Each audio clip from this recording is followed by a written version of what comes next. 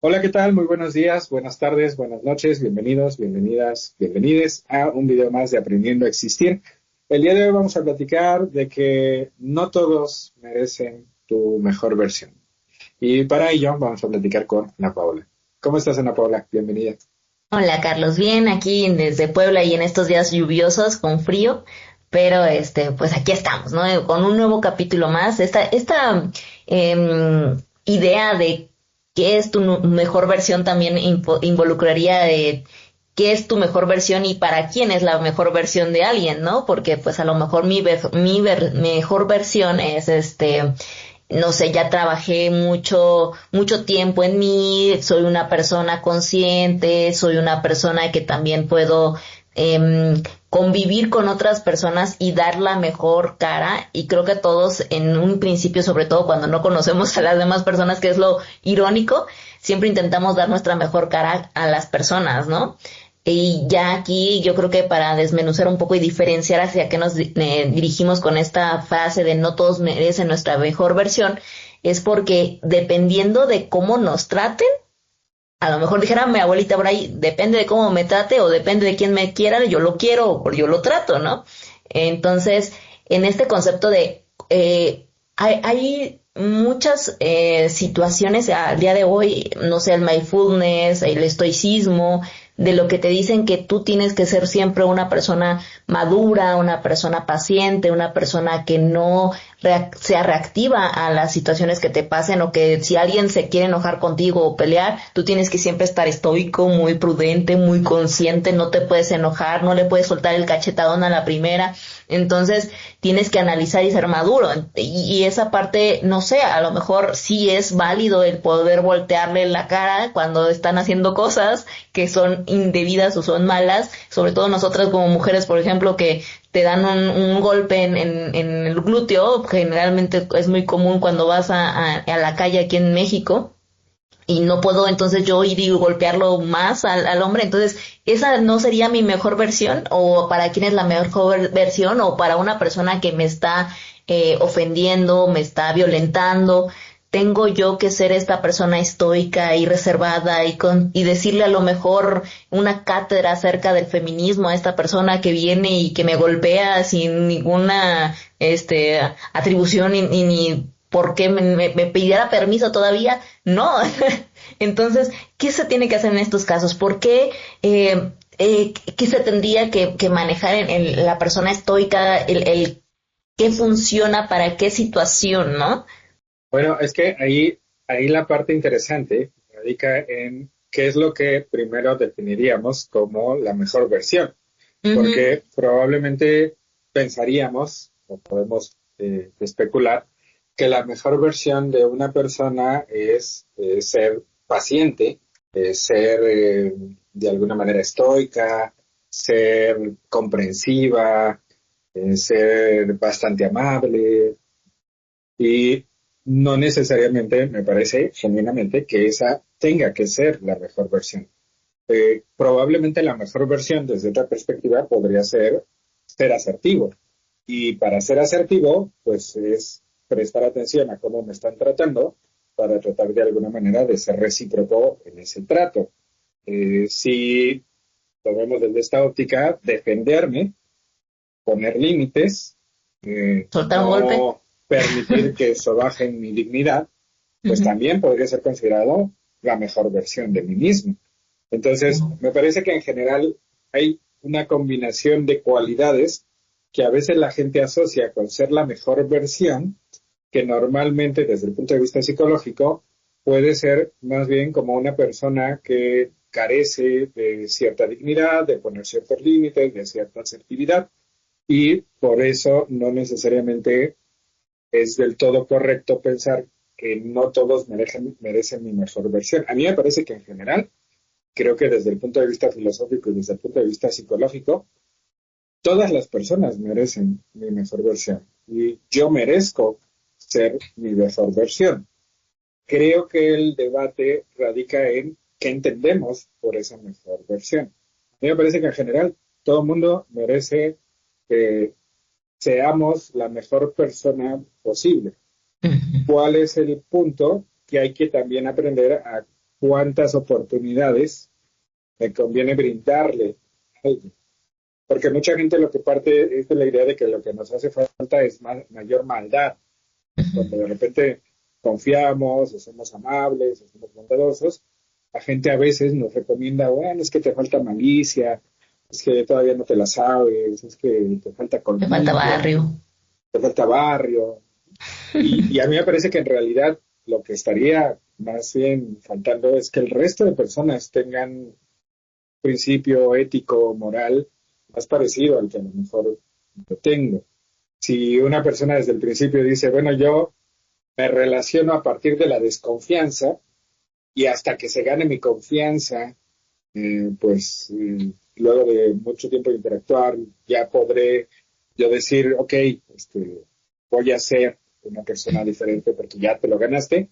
A mí me parece que en muchas ocasiones, justamente al inicio, entonces estaría yo mostrando peor versión, la versión más desconfiada, la versión más agresiva, la versión de alguna manera menos amable. Ujú. Y creo que podríamos empezar a verlo al revés. Quizás si tratamos de ser la mejor versión de nosotros mismos en todo momento, entendiendo que ello no significa que deba de tolerarte definidas veces, a mí me parece que es mucho más sensato que estar viendo qué versión voy a presentar el día de hoy frente a quién, ¿no? Porque al final, si yo tengo como muchas versiones, puede que en determinado momento no me quede claro cuál de todas ellas soy en realidad. De hecho, me parece interesante ese concepto de que, bueno, una persona podría tener diferentes caras o diferentes versiones dependiendo de con quién está, porque muchas veces también me ha tocado escuchar que dependiendo del rol en el que estás, pones una cara o pones una forma de ver las cosas, ¿no? Y no sé, eres una forma te pones tu cara o tu máscara con tu pareja, pones una máscara con tus amigos, pones una máscara en el trabajo, pones una máscara con las nuevas personas que vas conociendo, ¿no? Y en ese aspecto a mí me parece interesante cómo las personas pueden cambiar tanto de rol en diferentes roles. A mi consideración es bien raro porque a mí no me gusta, inclusive he visto, sobre todo en Ciudad de México, noté mucho que cambian mucho de rol en el momento en el que se van a trabajar y cuando ya es una situación de amistad y hasta se ponen enojones, te tratan mal.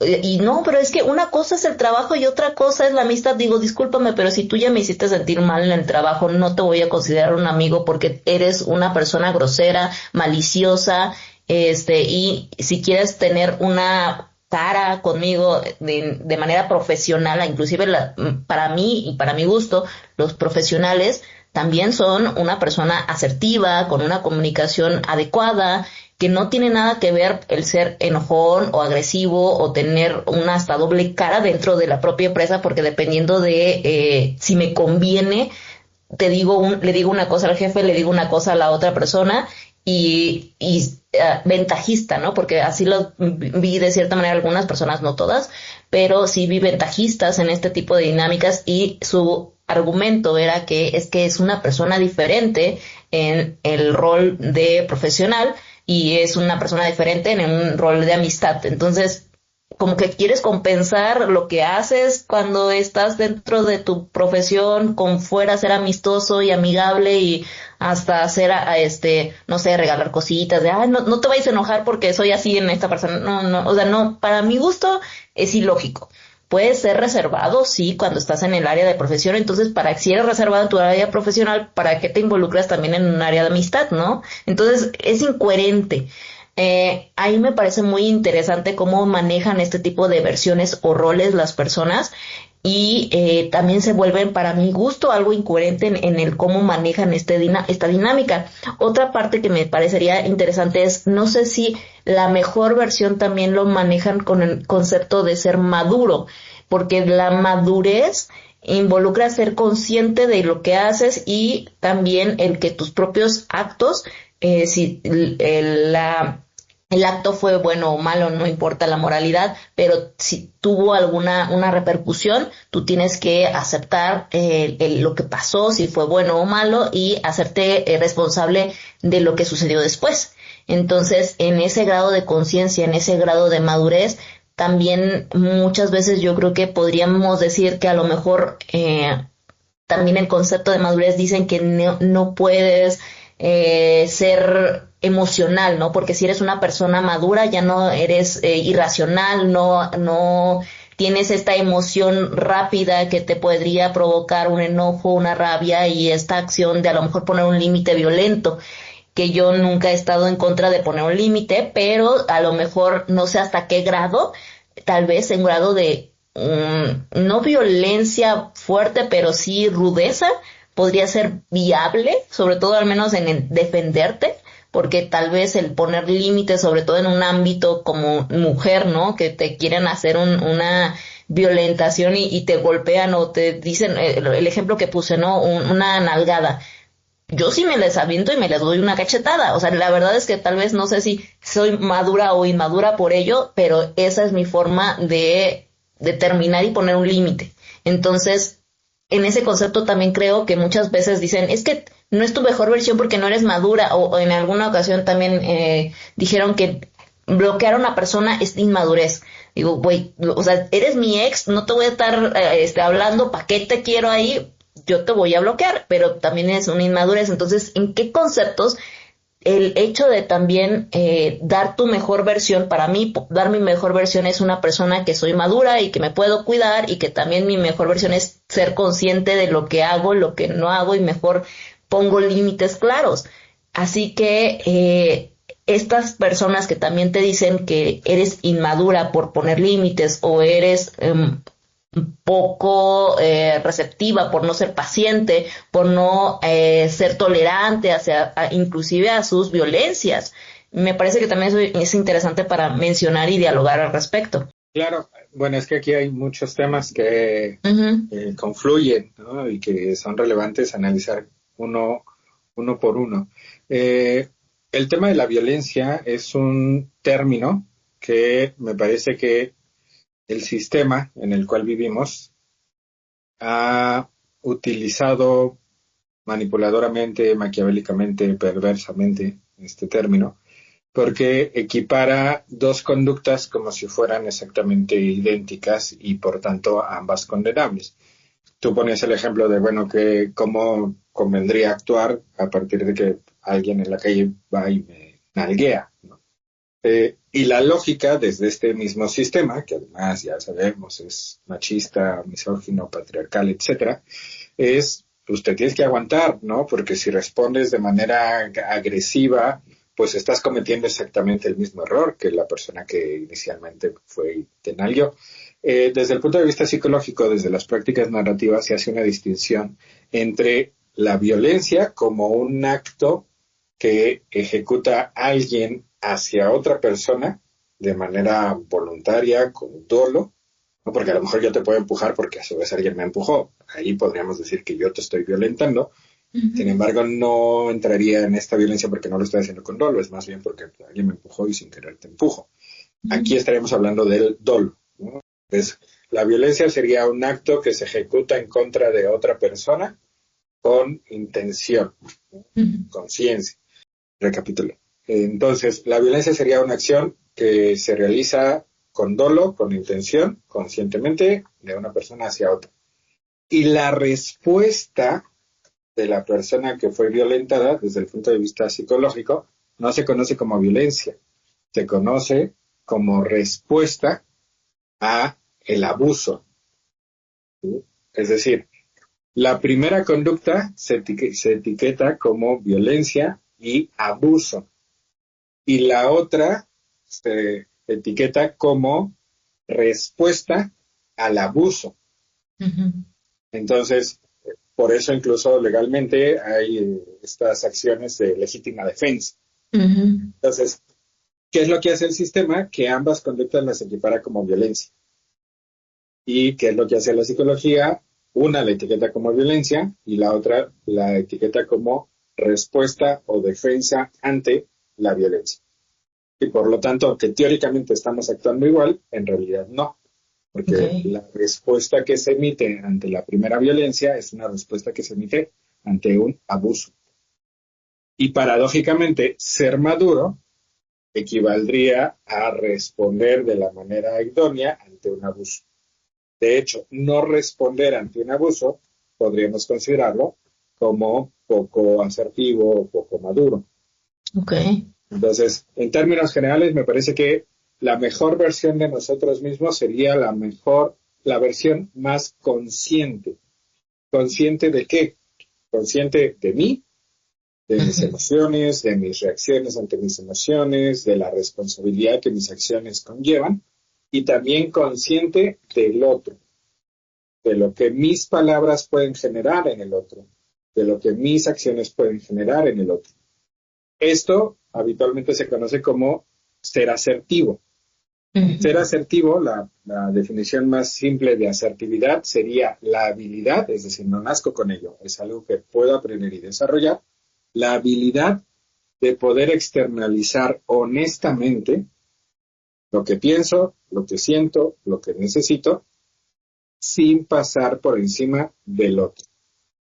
Okay. Cuando una persona no logra externalizar lo que piensa, lo que siente, lo que necesite de manera honesta, estaríamos hablando de una persona pasiva. Cuando tenemos a otra persona que sí lo hace sin importarle el otro, estamos hablando del opuesto, que sería el agresivo. Y entonces, ¿qué estaríamos buscando? Un punto medio en el cual yo pueda externalizar genuinamente lo que pienso, lo que siento, lo que necesito, sin pasar por encima de ti. Y a mí me parece que esa palabra, asertividad, sería como lo más equiparable a ser maduro. Y para ser asertivo, es pertinente haber trabajado en conocerme, como el autoconocimiento, y también tener la capacidad de entender que mis acciones, mis formas de proceder, van a generar una reacción en ti. Porque mucha gente, de alguna manera, como que dice, mientras yo sepa qué pienso, qué siento, qué quiero y analice, ya estoy del otro lado. Y justo como lo acabamos de ver, eso se etiquetaría como ser agresivo, porque no me importa lo que pase contigo.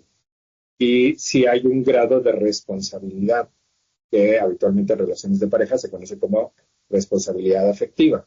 Entender que lo que yo hago, lo que yo digo, o lo que dejo de hacer, o lo que dejo de decir, también tiene consecuencias. Y enfocarme no solo en mí, sino también en ti. Entonces, Okay. me parece que ser maduro desde el punto de vista psicológico sería aprender a ser asertivo. Tienes esta capacidad de poder decir honestamente lo que piensas, sientes, necesitas, sin pasar por encima de la otra persona. Ok, qué interesante. Y en este caso, por ejemplo, en la parte de madurez, cuando lo llevamos a un ejemplo de los roles y los diferentes, pues, máscaras que tienes en diferentes tipos de roles, el ser maduro implicaría a lo mejor ser una persona constante en los diferentes roles que estás haciendo en tu vida, porque muchos dicen que no, que tienes que ponerte una máscara para los diferentes roles. Entonces, esto me parece interesantísimo en determinar si qué es lo lógico, qué es lo adecuado. A lo mejor no sé si necesitas tener una máscara para ciertas no sé, trabajos, ¿no? A lo mejor un policía, una persona que está trabajando constantemente con empleos o que le generan demasiado estrés, que se tienen que poner una máscara para poder separarse un poco y distorsionar la situación.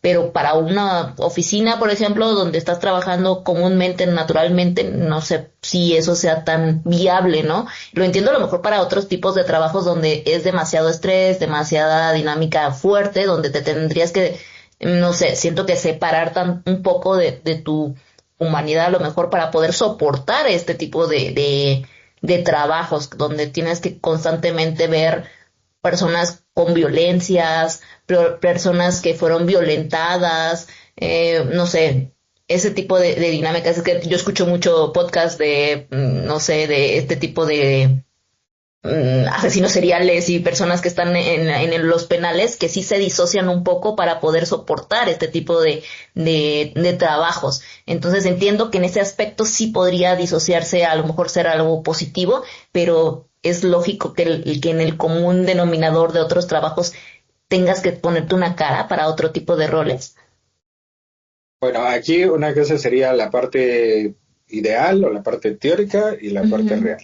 La ujú, parte teórica nos diría, bueno, así como a lo mejor yo llego y me pongo mi bata médica o me pongo mi filipina porque soy chef o me pongo ujú. mi traje porque soy bombero, y luego voy y me lo quito. eh, es lo que teóricamente convendría hacer en algunos tipos de empleos, ¿no? Y todos en algún momento podrían decir, bueno, todos los empleos requieren un poco como cierta modificación conductual. A mí me parece que, aunque es verdad, en este sentido, teóricamente es así, en la parte real el cerebro no logra realmente hacer una diferenciación tan clara y tan tajante.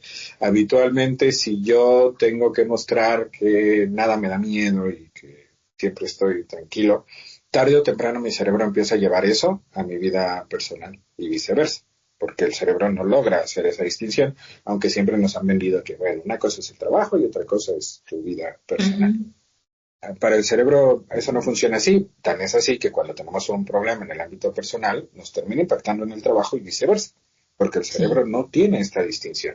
Entonces, es importante entender que es verdad, hay ciertos trabajos que son sumamente complejos, sumamente estresantes y que nos piden que vayamos poco a poco modificando nuestra personalidad. La pregunta aquí sería, ¿es el único trabajo que yo puedo realizar? Ah, es en el que mejor me pagan, es en el que mejor me va, es en el que soy mejor, es en el... De acuerdo, el costo es, tarde o Ujú. temprano, eso que inicialmente es solo una máscara, una forma de actuar, se termina convirtiendo inherentemente en algún momento en parte de tu personalidad. Ok. No hay manera de que eso no ocurra en un cerebro sano. ¿Sí? Entonces yo soy más proclive a tratar de sugerir que si hay circunstancias verdaderamente adversas en ciertos entornos laborales, lo más sensato sería abstraernos de ellos, cambiarnos de chamba, buscar otras opciones menos estresantes, menos complejas y que cambien menos mi forma de ser. ¿Por qué? Porque llega un momento en donde sí hay ciertos trabajos en donde se pone en juego mi ética, mis principios, y entonces empiezo a convertirme en una persona distinta y no necesariamente en una mejor persona. Entonces sí creo que evidentemente, aunque es funcional tratar de hacer eso, tarde o temprano el cerebro lo empieza a plasmar de la misma manera en otros entornos. Y paradójicamente, aunque a veces yo quisiera hacer como dos caras, tres caras, etcétera, llega un momento en donde el mismo cerebro empieza como a homologar. Y si yo estoy acostumbrado a mentir en el ámbito laboral, pues Ujú. también de repente voy a empezar a mentir en el ámbito Claro. personal y viceversa. ¿Por qué? Porque para el cerebro es muy complicado tratar de mantener como dos personalidades distintas. Entonces, ¿qué es lo que hace el cerebro? Tiende a homologar. Y por eso es muy importante entender que hay ocasiones en donde genuinamente hay que recapacitar de si ese ámbito laboral me está convirtiendo en una mejor persona o está atentando contra mis valores, principios y mi ética, porque llega un momento en donde, aunque me paguen muy bien, no necesariamente el resultante al final es que yo me convierta en un mejor ser humano. Entonces, sí me parece que es muy común esta doble moral, ¿no? Esta Ujú. doble, triple cara, aunque generalmente tarde o temprano el cerebro lo homologa y tendemos a pensar que habitualmente es, bueno, si logro mantener una cosa es mi trabajo y otra cosa es mi ámbito personal, habitualmente se termina contaminando todo con esa misma forma de proceder. Lo mismo para cosas positivas, ¿no? Si dentro de mi ámbito laboral yo empiezo a mejorar, tarde o temprano esas mejorías también las voy a llevar al ámbito personal. Entonces, hay que elegir con sabiduría, me parece, y creo que también eso sería parte de la madurez, ¿no? Claro. Entender que lo más sensato, lo más sencillo es tratar de no asumir distintos roles, porque llega un momento en donde la gente genuinamente ya no sabe cuál es el real. Creo que eso es más complicado. Sí, por supuesto. Y aquí también me gustaría abordar el tema de que llega un punto en el que siempre intentas ser maduro, a lo mejor ya te metiste a un montón de talleres y trabajaste y mucho mentalmente, fuiste a terapia, estás en mindfulness, siempre haces meditación, yoga, y intentas ser la persona más madura, la persona más coherente, la persona más consciente, pero de cierta manera yo creo que también nunca vas a poder estar en las 24 horas del día, los 365 días del año, en un modo, una modalidad de madurez tal que jamás te vayas a enojar, que jamás te vaya a pasar algún incidente de tal agravio que no puedas reaccionar o accionar en una situación agresiva, ¿no? Entonces, en este aspecto, muchas personas creo que también tienen esta conciencia de que, como ya habíamos platicado, que la madurez siempre es mantenerte en una conciencia continua, en una parte de, no sé si pasividad, pero poner límites claros de una manera pasiva o por lo menos de una manera que puedas dialogar. Pero si a lo mejor la otra persona, si estás en una relación, ya sea de pareja, con tus papás, con un hijo, donde tienes una desesperación y a pesar de tus grados de conciencia o rituales que hayas tenido, ya tienes esta desesperación, me parece que en muchas ocasiones, por ser tú el maduro, las otras personas te dejan su responsabilidad emocional para que tú gestiones toda esta emoción y que tú seas el maduro y que tú seas la persona que pueda entender las cosas, y creo que es un agotamiento mental inclusive de ser maduro o de ser el pasivo o el de ser la persona consciente. A este punto, ¿cómo manejarías una situación de agotamiento de madurez? ¿Se vale que digas, ya no quiero ser maduro, ahora quiero mentar madres, ahora quiero que me vale madre, ya no voy a ser el paciente y el consciente y ya cuando tenga ganas de mentársela, se la miento? Bueno, es que aquí me parece que a veces está justamente esta confusión de Ujú. seguir equiparando madurez con aguantar, ¿no? Okay. Cuando en realidad es al revés. Una persona madura es aquella que llega a tener cierto nivel de autoconocimiento. Lo principal es Ujú. el autoconocimiento, que entiende cuáles son sus límites, hasta Ujú. dónde puede tolerar, qué parte ya se pasó de lo que es aceptable para mí. Y entonces una persona madura en realidad es una persona que está muy consciente de cuántas oportunidades va a dar, dónde están sus límites, a partir de qué momento optará mejor por alejarse. Y también una persona madura no es aquella que no se enoja, que no se pone triste y que no tiene miedo. Esa es parte de la narrativa que este sistema absurdo nos ha hecho creer. ¿Por qué? Pues porque como la mayor parte de nosotros sentimos miedo, sentimos enojo, sentimos tristeza, automáticamente creemos que algo está fallando en nosotros porque no logramos llegar al ideal que el sistema nos vende. Es como el sistema, es como el ideal estético, ¿no? Ujú. ¿Quién genuinamente podría decir yo, si estéticamente cumplo al 100% con todo lo que el sistema me dice que es bello? Pues incluso hay modelos, hombres y mujeres, que cuando se les cuestiona no se consideran, que modelos profesionales, hombres y mujeres, que no consideran que cumplan cabalmente con el estándar de bello. Y es ambiguo al final del día. Entonces, en realidad, madurez podríamos decir que es lo opuesto, es entender que soy un ser humano y que si mi cerebro funciona bien, voy a sentir enojo, tristeza y miedo. Madurez significa entender que puedo de repente equivocarme. Madurez Ajá. significa ser capaz de ofrecer disculpas. Madurez es ser capaz de comprender que hay momentos en los cuales no me conviene hablar porque estoy muy molesto. Eso es ser maduro. No el fingir que no siento y siempre estar con cara seria. Ujú. Madurez es también tener la capacidad de decir, ahorita me puedo divertir, ahorita me puedo poner a bailar, ahorita puedo cantar, ahorita puedo disfrutar la vida. Esa es la madurez. El problema es nos han vendido algo muy específico de madurez como una persona como si fuera una estatua, ¿no? Que no siente Ujú. nada, que no importa Estoica. lo que pase, siempre está tranquilo, tranquila. En realidad a mí me parece una persona sumamente inmadura porque es incapaz de aceptar lo que genuinamente está sintiendo. No, es que genuinamente no está sintiendo nada. Pues probablemente es más una persona psicópata que una persona normal, porque dentro de la parte de ser psicópata es porque el cerebro no funciona de la misma manera y no se siente culpa y tampoco se siente amor y tampoco se siente alegría, tristeza, enojo, miedo, como el resto de la gente.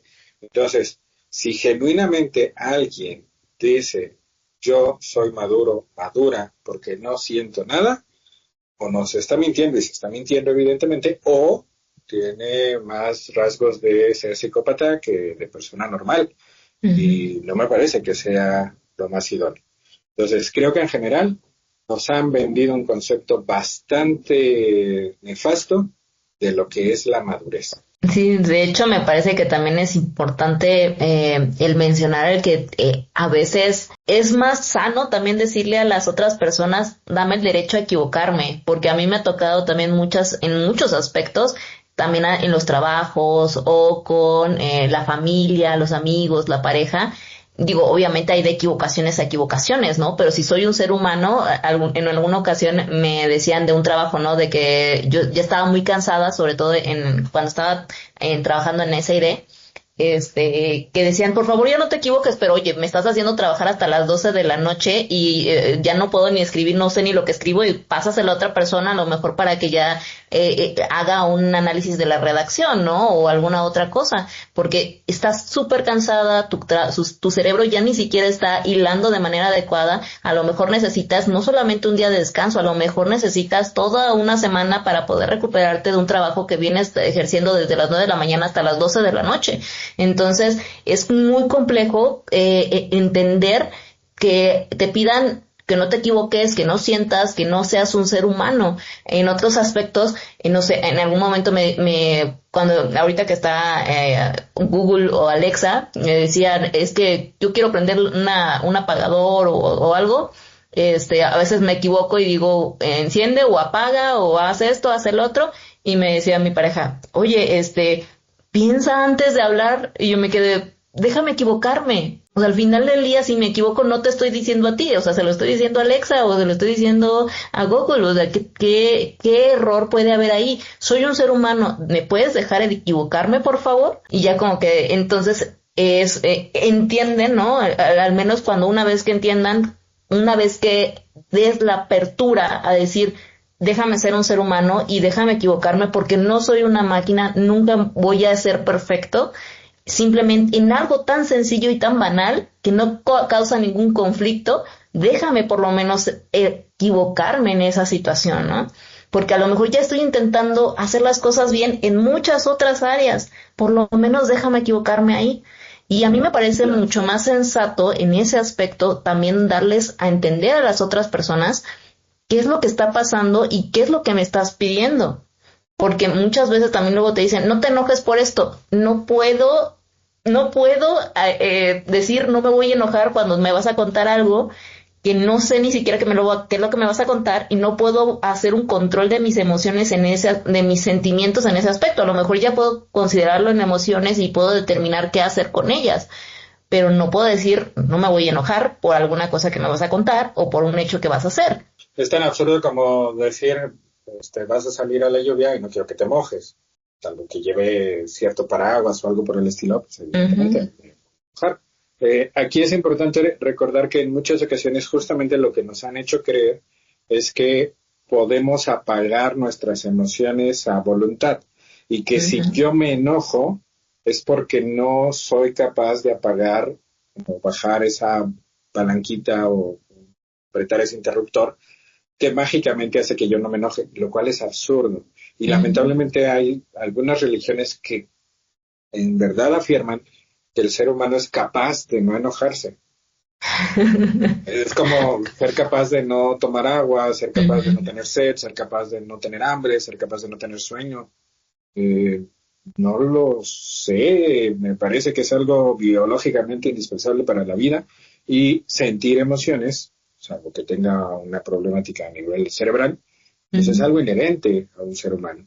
Entonces, sí me parece que, como mencionaste, también es necesario comprender que hay de errores a errores, de errores a errores. Se vale equivocarse, siempre y cuando sean cierto tipo de errores. Por ejemplo, yo personalmente considero que en una relación de pareja, por ejemplo, hay errores que son imperdonables. Es decir, que no necesitas hacerlo 2, 3, 4, 5, 10 veces para que la Claro, primera sea suficiente. Por ejemplo, si estás en una relación monógama, me parece que la infidelidad con una sola vez que acontezca es razón más que suficiente para que eso finalice, sin importar si llevan 1 año o si llevan 10 años. Me parece que la violencia también entraría aquí, claro. que puede ser violencia física, violencia verbal, violencia emocional, porque una vez que la violencia empieza a aparecer, la investigación indica que va en aumento, Ujú. nunca en disminución. Entonces, sí me parece que ese tipo de circunstancias no hay una segunda oportunidad, una tercera o una cuarta. Si bien es cierto que hay trabajo terapéutico en donde a las parejas se les ayuda a darse una nueva oportunidad, a mí me parece que en la mayoría de las ocasiones la confianza nunca vuelve a restablecerse por completo y la confianza es uno de los pilares básicos de una relación de pareja sana. Así es. Entonces, no lo sé, Rick, me parece un poco falso. Sin embargo, creo que cuando son motivos de fallas en la comunicación, fallas en el manejo de las finanzas, metas que de repente no logran ponerse de acuerdo para llevarlas a cabo, y es mucho más fácil que haya un trabajo terapéutico de pareja pueda funcionar. Así es. Entonces, sí me parece que ser maduro es también entender que no todo es válido de dar una segunda, una tercera oportunidad. Y ser maduro también implica entender que lo idóneo es dar, para otros temas que sí es factible, 2, máximo 3 oportunidades.